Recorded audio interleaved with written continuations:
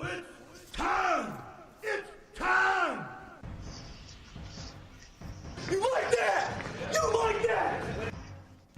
Woo! It's Waxing Lyrical, baby. Hello, Waxers, and welcome to Waxing Lyrical with Mains and Duts. I'm your host, Mains, and my colleague who wishes I was Mia Khalifa. It's Mr. Neil Dutton. How are we, Neil? I really don't. Dutton is loving the new line of podcast hosts. No? I mean, there's, what I'm told. Mia Khalifa is a purveyor of skin. And hosts a podcast that basically talks about sport, particularly fantasy sport. And then there's also another lady who I'm told likes to bear a bit of flesh, and that's the light end of it, called Lisa Ann, who is like a fantasy expert. Well, I'm terribly sorry, but I'm paying my dues by actually writing about fantasy. How did you get your gigs, ladies? Playing fantasy. Of course. I'm not talking about the NFL. Let's move on before this gets into the over 18s podcast.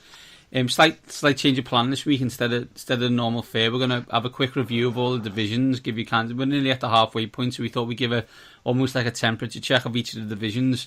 Then we'll go fantasy heavy with Neil's darling and loser, and then obviously wrap it up with our teams of the week.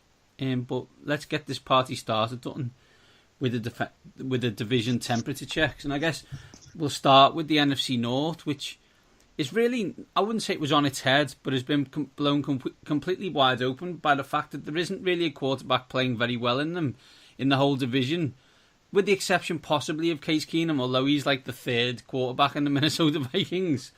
And they're 5-2. And interestingly also, 4-1 in the conference, which is obviously going to help them going forward. I think the Vikings are, especially with Aaron Rodgers out there, Vikings are clearly the best team. The Bears are frisky, but are flatlining on offense. Totally unsustainable production. The Lions are going to lion. They're having games where they look unstoppable on offense, but the defense is leaky. And the Packers, I fear for them. But as Matt Sherry said on the Gridiron podcast, they've had Brett Hundley in that system for 3 years and basically shackled him against the Saints. So I think if that doesn't say something about coaching and maybe the feud should continue, I don't know what does. But this is where, I mean, I think Matt's right in some respect, but it goes back to the Tom Moore point, as you said, like we don't practice fucked.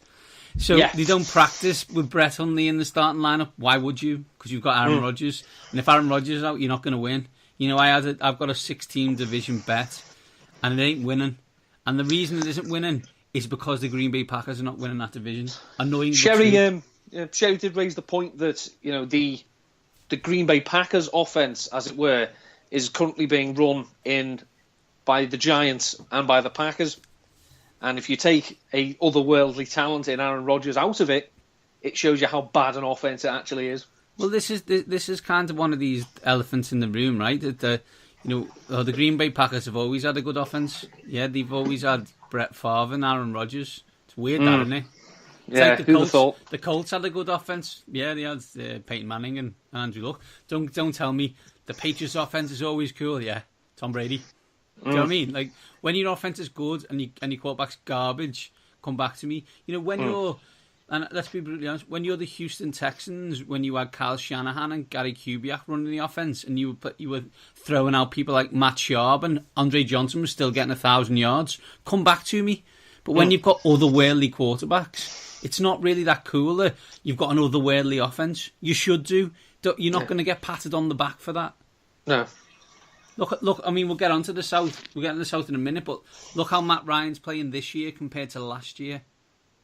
Who'd have thought coaching mattered? I know. And last thing on this division, I hope you're wrong about the Bears. It's proper cool to see how bad they are on offense. I love the fact that they picked a second-round draft pick and said, you actually can't play yet. We didn't want you to play, but we've had no choice. But you know what? You're going to play in name only. You're pretty much a traffic cone at this point, and we don't want you. The only play you're going to run is take the snap, run to your right 5 yards, and see if you can throw it. Did you see that stat? Was it since 2001? There have been 3 instances of a quarterback completing less than 10 passes and winning a game. And every single one all of them... 3 of them coached by John Fox. Yeah, I don't think we need to say any more on the John Fox tenure. Fantasy football hater. His record is excellent, but his record was excellent, and one of the reasons was Peyton Manning was his quarterback in Denver. If we move on to the NFC South, Dutton, I don't know about you, but I didn't see the solid defensive structure of the New Orleans Saints being 4-2 and 3-1 on the road. Who'd have thought that, the last time the Saints played solid defense and went run heavy when they won the Super Bowl, it would only take 8 years to realise it might work again. Yeah, they're playing really well. And they really are playing well, and that's how they should play all the time. And I don't know if someone's spoken to Sean Payton, but it's like, stop outthinking the room now. We need to be smart about this. Let's get it sorted. The opposite of that would be Tampa Bay, where it looks like a complete and utter dumpster fire at the moment. Can't defend. Mike Smith is, like I said about the Giants offense being past the Giants and Packers offense being past it. The Mike Smith, Lovey Smith, Tampa 2 that literally just plays zone all the time. No, not 1994 now. Can be beaten, will be beaten, is being beaten. Retire. Being beaten like a ginger stepchild, Neil. Well, you said it. I said it, exactly. Atlanta are on the brink, Neil, and Carolina. I can't talk about them really because I'd then get into some kind of rant about their petulant quarterback. What an epic tit that man actually is. I don't know what his problem is. That's the bit I don't understand. Yeah, I guess that maybe his problem is he's an over entitled tit is what he is. He doesn't deal with adversity well, and it's in one of those positions now that he's going to go out and try and find adversity wherever he can. Yeah, he's a tit. True. And Atlanta, congratulations for finding Julio Jones in the end zone. That was cool. But you've got to play better than that in New England if you expect to win a game. Do you know, I heard that Sarkisian met with Matt Ryan and said, I don't want you to learn a new offense, so tell me all your favourite plays and we'll just do them. We'll put them in the playbook. I'm terribly sorry, but I think Matt Ryan might like to throw slants. And against the Patriots, I didn't see one. But what I did see was a jet sweep with no motion going the other way. Even I know you can stop that. Yeah. The man's an idiot. Whatever, let's not make the Patriots into a solid defence. That's a bad thing. Do you know what I mean? That's not clever. On to our division, Neil. A massive win for your guys on Monday night in the Monday Night Football against Washington. It was close and then it wasn't, if you know what I mean. When you allow I'll talk from a Washington perspective, when you're 10-3 up and then just allow the team to score 2 touchdowns in the last 4 minutes, it's just unacceptable behaviour. That's just how it goes. And let's make a third down. How about just make a third down? And if you've got someone in a pylon, you've got to sit down, because if he can still move his legs, that means he can get out. That's standard. To be fair, Dutton, that's standard Washington behaviour for 20 years. So I'm not telling you anything you don't already know. No. What you do need to know is you're 6-1. I know you know this, by the way. You're 6-1, but not only 6-1, you're 5-0 in conference. That's got that a 3-horse race for the number 1 seed between, I guess, yourselves. I'm going to say Seattle and Minnesota, and having the 0 in the conference is excellent. Carson Wentz could have escaped from Alcatraz. That's all I'll say. I did say this last week. Carson Wentz is playing, in my opinion, the best quarterback. He's playing like the best quarterback in the NFC at the moment. He's not the greatest. He's playing the best, and he's making those around him better. Which is it raises all ships, and it's what we've talked about in the past. Tom Brady can do it. Aaron Rodgers can do it. Peyton Manning could do it. Matt Ryan did it last year, but it's shown to be a bit of a blip.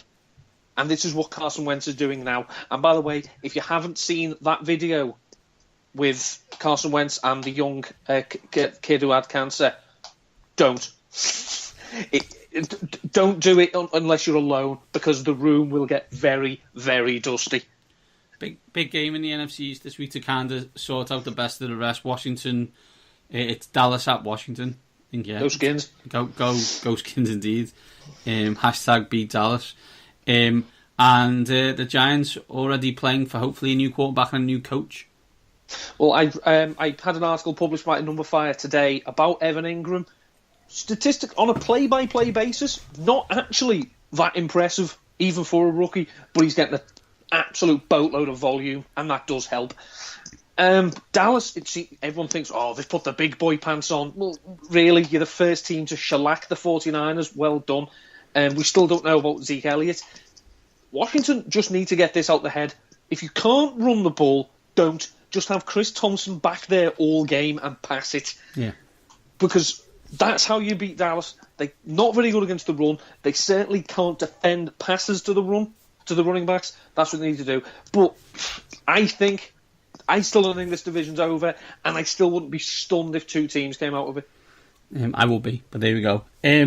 Onto the final division in the NFC West, and this is, I think, one of the reasons why I don't think there will be. Led at the moment, unbelievably, by the Rams of Los Angeles. Back on the coaching thing, who knew that good offensive coaches could turn crap offenses into good offenses? Scheme. Don't become so wedded to your scheme, and even if you are, make sure it's a good one. We talked about this. Sean McVay, basically, we've talked in the past about if you were a head coach, would you call your own plays? Your answer is always, I hope I wouldn't have to. What Sean McVay has done, basically, he's said, look, Wade, Coach Phillips, you run the defense. Jim Fossil is obviously one of the best special teams coaches, and we've seen that in the past. They're still pulling bags on the tricks. I've got the offense. When we haven't got the ball, I will oversee. And it's one of those. He's not an offensive coordinator and blocking out all else. He's literally saying, okay, once we've kicked the ball away, I can stand back and watch, and that's the clever thing to do, because the coaching staff they're the same players as last year. Yeah. Except for Cooper Kupp and Gerald Everett and Sammy Watkins, who they don't use, and Robert Woods, the only wide receiver on a longer touchdown drought than Demaryius Thomas, by the way. It's a fun offense to watch, and the defense is for real. This division has one very good surprising team, another team that might be getting the mojo back, one train wreck, and one absolute dumpster fire. What we'll say on the one who might be getting their mojo back, be afraid, NFL. The Seattle Seahawks are fighting on the sideline. Now, in there's 31 teams across the NFL where that is terrible. It isn't in Seattle. That's a good thing. That means they mean business. It sounds ridiculous and it's almost counterintuitive, but that's how Pete Fast and Loose Carroll's teams run best, when it's lunatics on competition. When it's lunatics running the asylum on full-on competition. And I think they're the challengers to the Vikings and the Eagles for the number one seed in the NFC, which we thought at the start of the season. If we move over to the AFC, don't we start with the North? What an absolutely awful division, with the exception of Pittsburgh, who have a tendency to be just as bad as the other three. Yeah, it depends what hat they put on. Defensively, the Steelers have been phenomenal this year, and the last two games, when they finally realised, Ben, not your team now, mate. Give it to Le'Veon Bell, and we'll feed off that. This is how they were so successful the run-in last year. Why they decided to say, oh no, Ben can still chuck it. No, he can't. He's done. This isn't his team anymore. And, there's always something with the Steelers as well. It comes down to Mike Tomlin. Martavis Bryant, you also, sir, are a petulant tit, because Ross Tucker has said, I'm terribly sorry to shatter your illusions, but I went to the doctor. No. You go to the facility. Your doctor is there. Yeah, and you don't have to wait in line. You You don't have to, phone up hours before to get a clue. You turn up and you go and see your doctor. Now, I know Martavis Bryant has suffered with mental health problems in the past, but it just looks like that 1 year away from football hasn't done him any favours at all. And quite frankly, they need rid. Because you don't come out, I don't care how frustrated you are, you do not slate your teammates on social media. But they don't need him, don't they? No. That's the elephant in the room. They don't need him. The way the team is constituted, Juju Smith-Schuster can do exactly what Martavis Bryant was, what they need Juju Smith-Schuster to do. So they don't need him. So that's a Martavis Bryant issue. The breaking news though, NFL player complaining in media it doesn't work for the 8 millionth time. Yeah, stop it. Weird that. Although I will say this, Juju Smith-Schuster, I hope he does play at a high level for 100 years because his celebration game strong. He's got a strong celebration game. One thing on this. We slag off offensive coordinators all the time, and we've slagged off the ones in Baltimore for a number of years. I'm not doing it anymore. Do you know why? Because I don't think it's their fault anymore. I think it's Joe Flacco's. Like, it's Joe Flacco's and the talent around him. Ozzy, what's happening? What you doing? Wake up. Like, literally wake up. That offense is putrid. It's not even, as I say, it's not even efficient, but boring, which Baltimore offenses have been in the past. It's trash. I mean, and I was going to say then, of course, they've had injuries. No, I'm terribly sorry. I'll just stop myself. Every team has injuries. You have too many injuries. That's on you. You're doing something to your players that is not protecting them. So that's a you issue. They're talent devoid. And, the problem is that they'll do exactly what, teams don't want to do. They'll win enough games and play themselves out of getting the blue chippers. But, to be honest, even if they get them, I'm not terribly sure Ozzy can pick offensive players anymore. No, and I think it's a word of warning. I'm going to give this to our friend Will Gavin. I know you want a quarterback, and I know you're going to sign Kirk Cousins, and I would like to keep Kirk Cousins because I think he's an okay quarterback. He's not the best, but he's certainly not the worst. However, when you pay him all that money, how else are you going to fill your roster? You'd best hope that John Lynch is really good at this, because if he's not, you'll be Baltimore. Thing is, as well, though, the 49ers do have an abundance of cap space that the Ravens have never allowed themselves to have because of the ridiculous Flacco contract anyway. But you've got to use that. You've got to use that cash space effectively, and if you're paying your quarterback $35 million, you won't have that much. True. AFC South one, fun. Let's just be brutally honest. It's fun, as in there's teams that win games. Now, we'll take Tennessee over Cleveland and fun out the situation. Ugh, Jacksonville, tough watch that. Now, have you seen it? It's horrific. Jacksonville, fun. Houston, more than fun. Indianapolis, not fun. No. And Tennessee can't play 4 quarters. And Tennessee could be fun if Mariota's fit. I guess the question is, who do you see as the favourite to win that division now? The problem we have is that, in terms of the quarterbacks, there isn't a great tradition of winning. So I'm going to have to put it down to which of these teams collectively is the most used to winning the division, and that would be the Texans. The issue would be, that they're not as good on defense. How could they be without Watt and Merciless? But they've got Deshaun Watson. They've got a decent defense. They've got some great cornerbacks. And I just think, that their experience of winning divisions may stand them in good stead. I would love the Titans to do well because I really like Marcus Mariota and I like, Rashard Matthews. The Jags, I think this season is a success already for the Jacksonville Jaguars. It would just be nice if they could just start stringing wins together rather than alternating. And the Colts, dumpster fire, burn it down. I think that they need full reboot. We've talked about the Colts too often on this show. Texans have got a frisky quarterback, and at the moment Tennessee, due to Mariota's injury, and Jacksonville obviously due to Blake Bortles, have not. I think that may give them the edge, but we'll see. We'll see what they call in baseball on the second time around, how these teams interact with Watson after playing them again.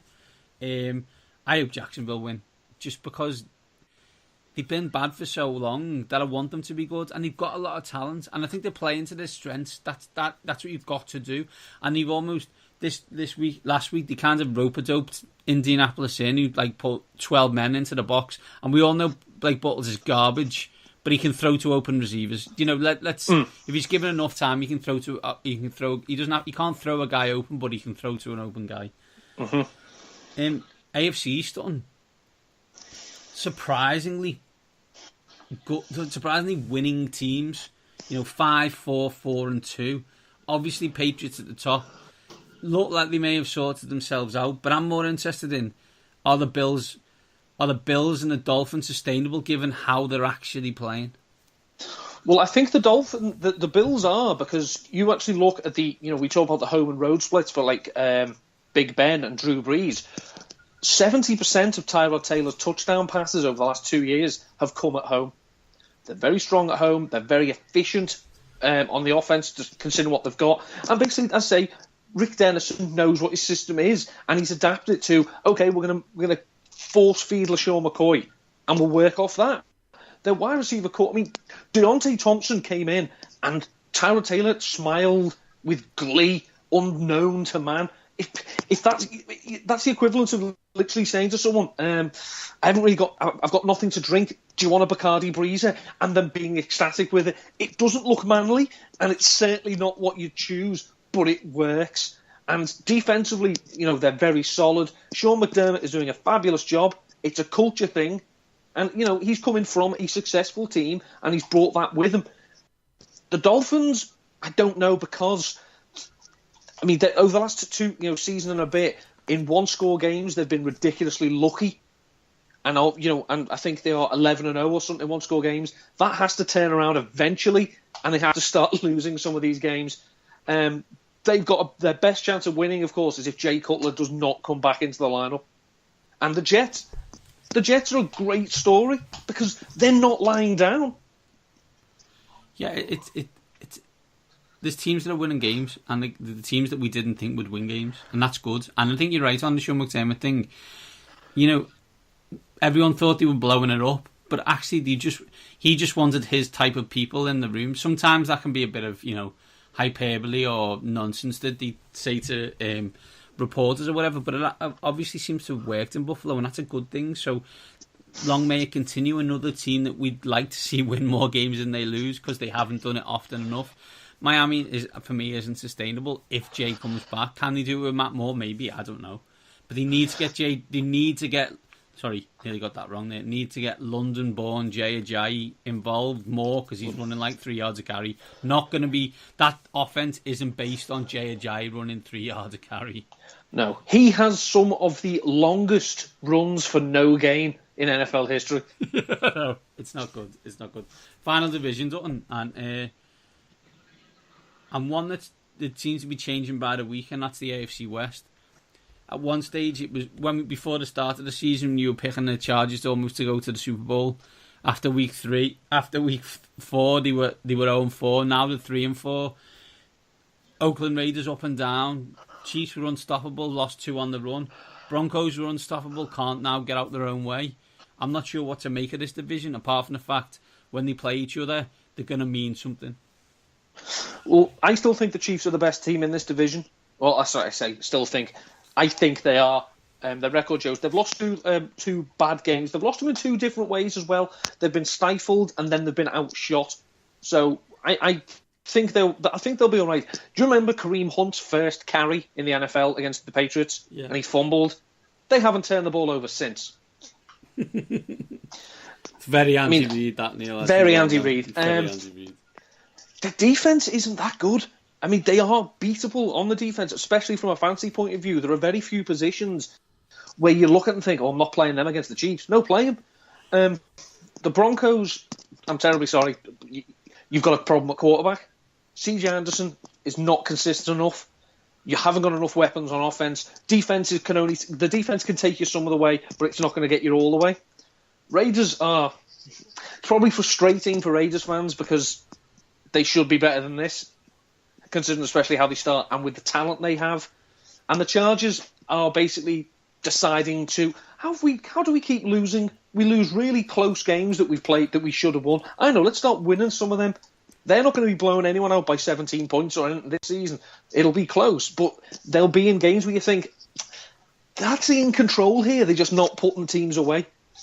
I think they're secretly the best team in this division. Now, the record may not show it at the end of the season, and there's probably a number of reasons for that, but I look at them and just think, when I watch them and the pairing, I just think, yeah, I see this. Ingram and Bosa on the defence, Gordon, Keenan Allen, Phil Rivers when he's thrown it to the Charger players. I just look and think this is the best team, but I think the Chiefs win it. I'm with you, and and Andy Reid knows how to win divisions. That's not his issue. His issue will be January. Mm-hmm. That's our division temperature check. Thought we'd mix it up this week rather than games of the week, and if we did games of the week, we would have had to talk about Vikings and Browns, and we didn't really want to do that. God, no. God, what an awful game. For people going this week, enjoy the atmosphere. I was trying to work out if this was the worst game they scheduled for us, and I think it might be. I think if you look at the quality of the first 3 games, on paper, this looks like a bad one. It'll probably be the best. Yeah, fair. But let's see if we're going to talk about that when we get onto our fantasy sections of the show. First of all, Dutton, give me someone who we're going to love this week in the Fancy Darling. Hello, darling. Well, of course, I'm going to stick with my brand, and it's going to be a tight end. It's Tyler Croft. Tyler Croft has shown that, just because you lose one Tyler, you can find another one. Since Bill Lazor took over as the offensive coordinator, he has been ridiculously... That's the one, yeah, that scared the crap out of me. Thanks for that. He's been, very productive. He's got 3 touchdowns in his last 4 games. He's had 4 or more catches in each of them.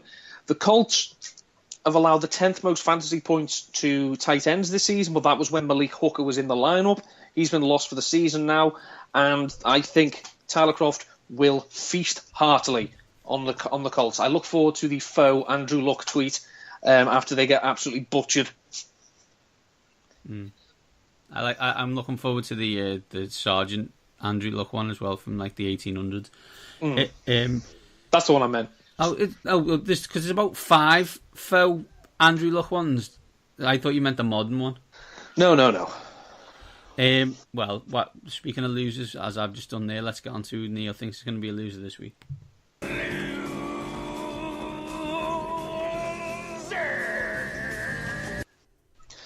Austin Hooper screwed us all last week. He's dead to me. Unfortunately, it looks like he can't play. He can't produce when Mohamed Sanu's in the team. Because, he was seeing, 23% of his routes he was targeted on when Mohamed Sanu didn't play.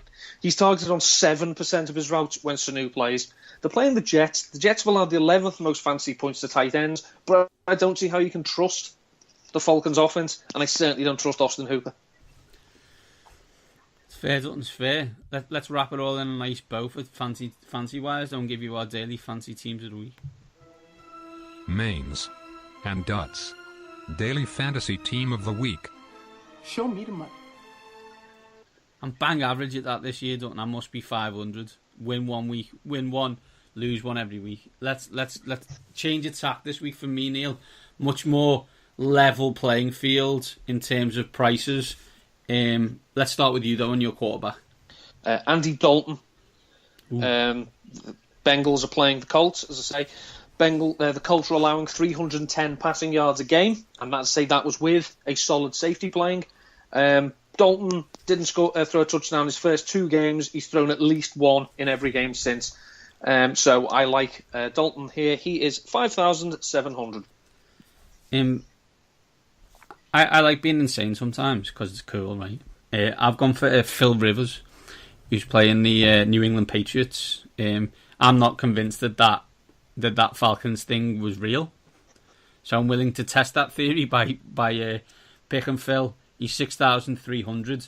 He's only had 1 week where he's had below 15 fancy points in DraftKings this year, so that the 15 plus is always something to strive for. So I'm going for Phil Rivers here. Running back 1, Neil.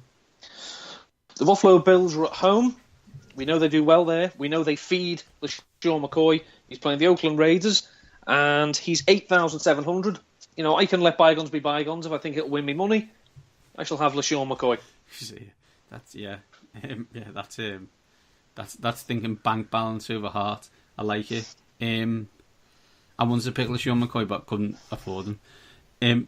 I've gone with a wide receiver at running back one. That's Christian McCaffrey, because they can't run, but he gets a load of touches. And I don't know if anyone's told anyone, DraftKings is PPR.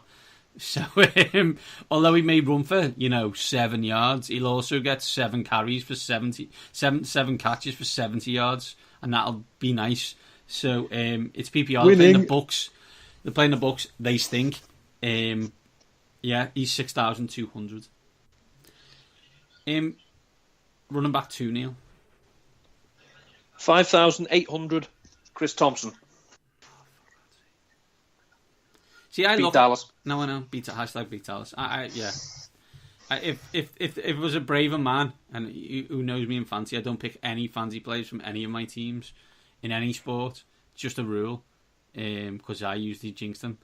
I understand why you're doing that.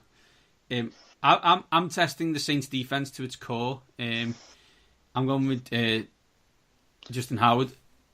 From the Jordan Howard, even don't know where Justin came from. Jordan Howard. Justin Howard would be a lot cheaper. He will be a lot cheaper because he's rubbish. Jordan Howard, he's 6,800. Handoff or dump off.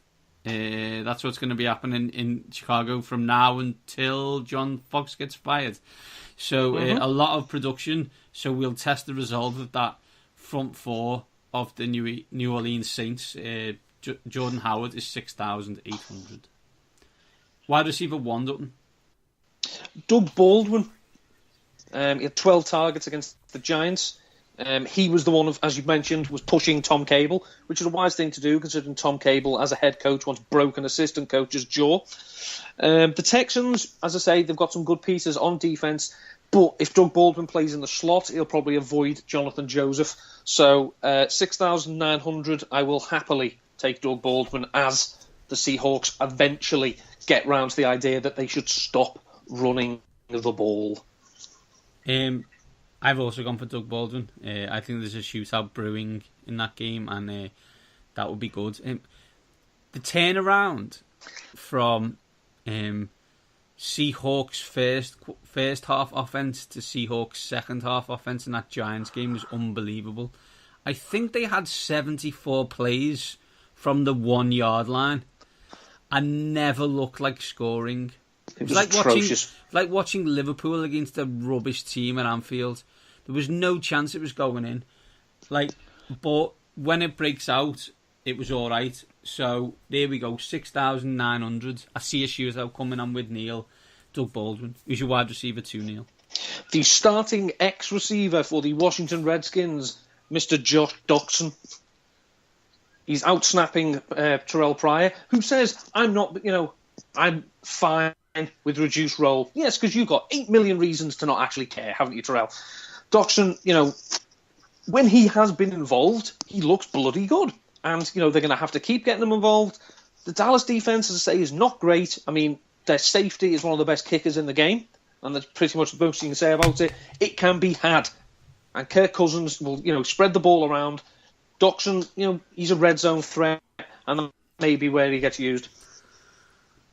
So far, you picked 2 Washington players in your daily fantasy team. Yeah, beat Dallas. Wide receiver 2, a former Washington Redskin who gets a lot of PPR type thing and is playing a team that, while good, aren't great in the secondary. I'm picking Pierre Garçon. He's 6,100. He's playing Neil's Philadelphia Eagles. If they get the ball out without getting CJ Beathard killed by that front seven, it will probably go to Pierre Garçon. PPR goal, because I doubt Beathard will have much time to bomb it deep. Absolutely, Neil, and that's the thing. That this is the kind of this is a PPR thing. So you've got to think PPR, and 2 yards is still 2 yards are 2 yards, yeah. Exactly. Wide receiver 3, Neil. Pierre Garçon, 6,100. Bingo. see what you've done there. I'm also working out that I don't think you're going to have any money. The next few picks are going to be magic. I've gone for Martavius Bryant's best mate, the man who can't find his bike, the best celebration in the business, that JJ Smith-Schuster. He's 4,000. Martavius Bryant isn't playing this week, so that distraction's out. Not that he played last week, but you know what I mean. He's the third target now, and sometimes he won't give it to Bell and Brown. Just every now and again. Keep telling yourself that. He's 4,000, Neil. It's one of them. It's one of them values. We'll say. Who's your tight end? Tyler Croft, 3,000. That is a good value, Dalton. See what you've done there. I've gone stack on my tight end. I've gone for Hunter Henry, who's quietly being one of the best tight ends in the league this year. A lot of targets. Not saying much. Yeah, okay. 4,800. He's a stack with Phil Rivers. Yes, please. Dante Hightower is out this week and out for the rest of the season for the Patriots. 2 and 2 equals 4. Who's your flex, Dutton? Hunter Henry, 4,800. Yeah. Did you pick that after you saw that Dante Hightower was out? Yeah. Yeah, me too. Makes sense. It'll stun you as well. I've picked him, and still with the defense to go, I had $1,500 left over, but I wanted Hunter Henry in. Makes sense. My flex is in the same game. If you rely on one pat at the moment, it's James White. Again, PPR. Come on, Jimmy! Yeah, there we are at the Crucible.